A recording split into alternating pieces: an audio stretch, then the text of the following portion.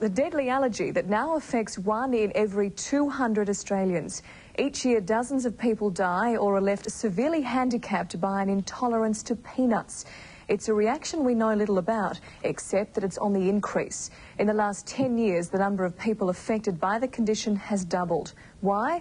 Well, it's thought parents may be feeding their children too many peanut products before their immune systems are fully developed.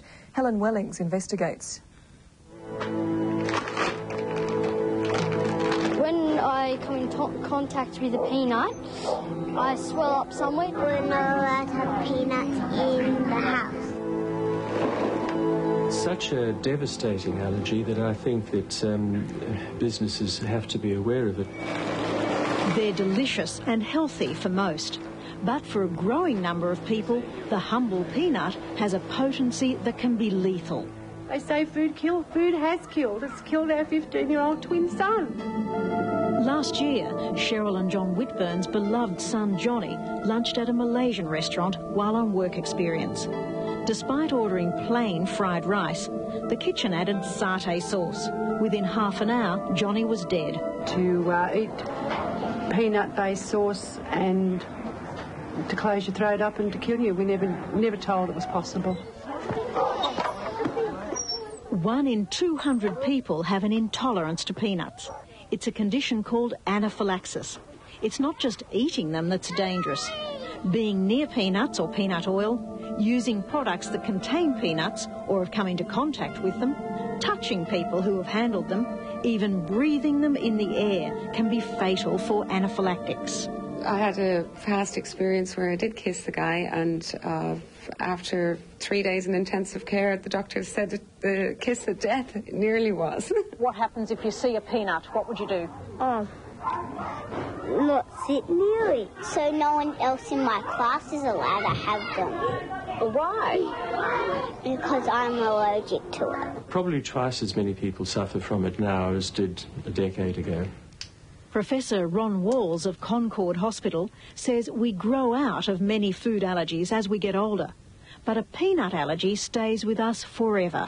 For some people it can be life-threatening, and death can occur very rapidly too. The reaction can occur within taking some peanuts into your mouth. You may get tingling of the mouth and then a feeling of a lump in the throat and difficulty breathing and a severe rash and then collapse.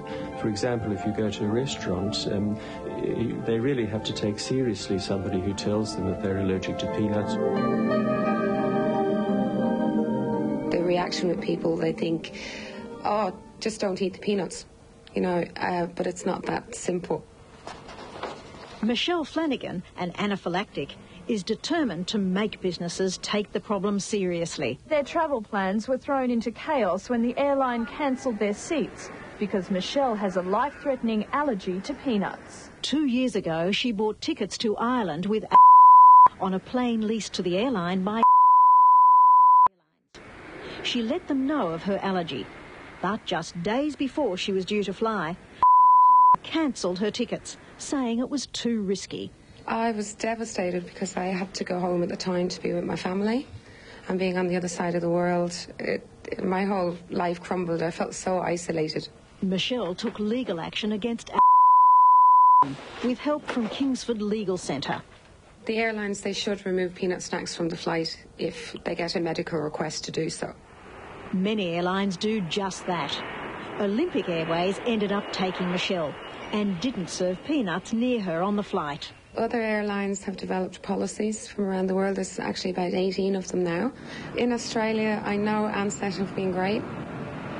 A full jumbo flight has on average 2 anaphylactic passengers on board who may have a serious reaction, even when peanut packets are opened by others. Eventually had a confidential out-of-court settlement with Michelle. But they did say that they strive to accommodate the needs of their passengers and recognise that anaphylaxis is a serious condition. Following Michelle's case, both airlines say they're considering their policies on peanut-sensitive passengers. But the battle is far from over. Cosmetics and all sorts of everyday products have peanut ingredients, often labelled in codes or not at all.